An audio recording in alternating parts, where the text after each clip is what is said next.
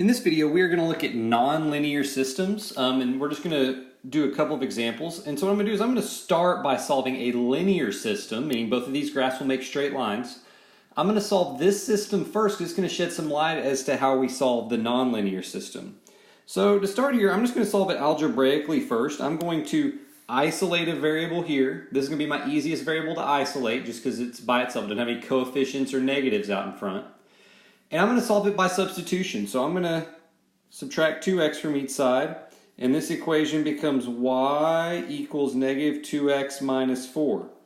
And so what we have is if y equals negative 2x minus 4, I can take that negative 2x minus 4 and substitute it in for the y in my other equation.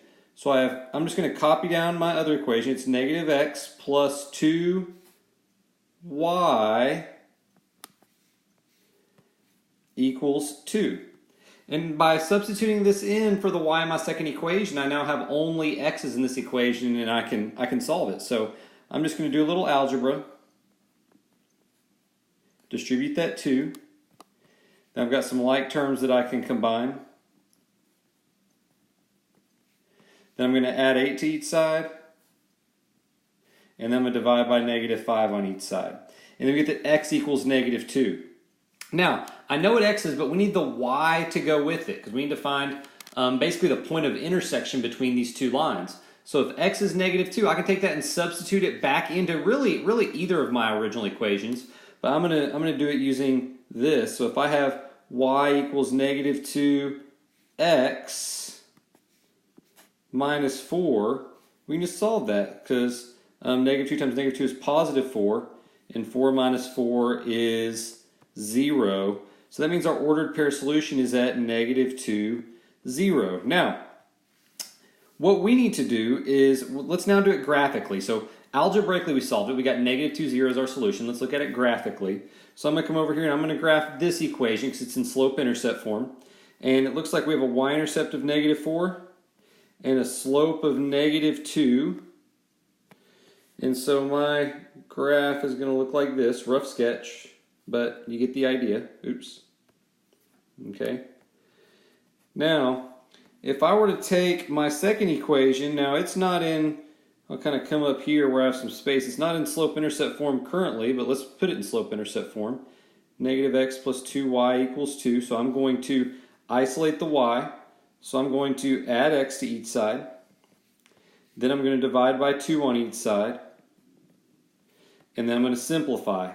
X over 2 is 1/2 x, 2 over 2 is 1. So if we started a y-intercept of 1 and do a slope of 1/2, I'm going to rise 1, run 2, rise 1, run 2, you end up with this. And lo and behold, whenever we solve it graphically, our lines intersect at the ordered pair negative 2, 0, just like it had the solution of negative 2, 0 when we solved it algebraically. So I know I spent about 3 minutes doing that. That's our recap with linear systems. Let's see how this looks with a nonlinear system. Okay, so right here we've got a nonlinear system, and by nonlinear system we have one line. This is a linear function, but then we have this. Okay, and this is not make a line. And if we actually remember what this is going to be the equation of a circle. Okay. And we'll unpack that a little bit and talk about how to graph it in a minute, but first let's just solve this algebraically. So I'm going to copy over this first equation, x squared plus y squared equals 100. But what we're going to do is I'm going to take this x minus 2 and I'm going to substitute it in for the y in my first equation. So it becomes this, x squared plus x minus 2 squared equals 100. So we just took that y and substituted x minus 2 in for it, just like we did with the linear system on the previous example. And so now what we have is this, but the question is, I'm going to kind of come up here and do some aside work. X minus 2 squared is really just x minus 2 times x minus 2. And you can distribute this, FOIL it, whatever you want to call it. But it's going to become x squared minus 4x plus 4, okay? And so this right here, once I simplify it, is really just x squared minus 4x plus 4. And now you can see we got a good old-fashioned quadratic right here. I've got only x's, there's no more y's, and I've got those squared, so I can just kind of combine those like terms. That's going to become 2x squared minus 4x. And then lastly, with quadratics, we typically want those to be set equal to 0, so I'm going to subtract 100 from each side. And I get minus 96 equals 0. And from here, you can solve this quadratic using whatever method you choose. You could use quadratic formula if you're most comfortable with it. I'm just going to factor because I think it'll factor pretty nicely. I'm going to divide a 2 out of it.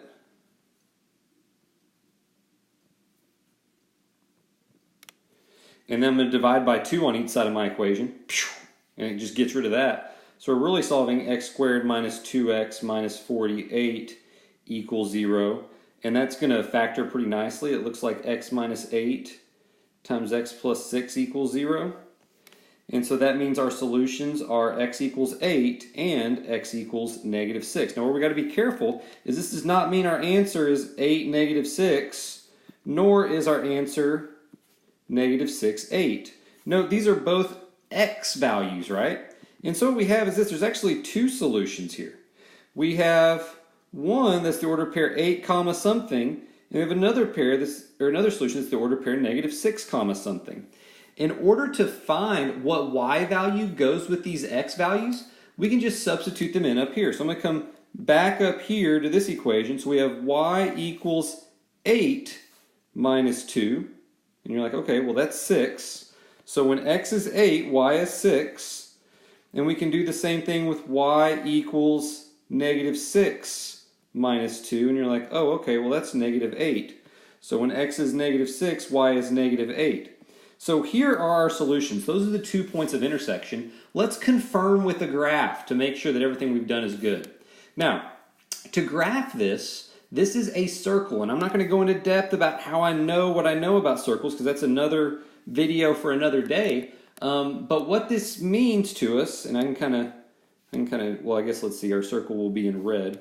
So this means we have a radius of 10 and a center of 0, 0. Okay? And so if I've got a radius of 10, I hope my graph's big enough. Let's see. 1, 2, 3, 4, 5, 6, 7, 8. Beautiful. 9, 10. So if our circle is centered at the origin and it has a radius of 10, I'm going to draw this as accurately as I can, but it might not be perfect.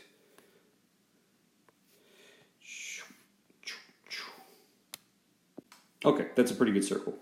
So I've got my circle with a radius of 10 and a center at 0, 0. Now let's graph this line, y equals x minus 2, and I'll do that part in blue. So it's got a y-intercept of negative 2 and a slope of 1.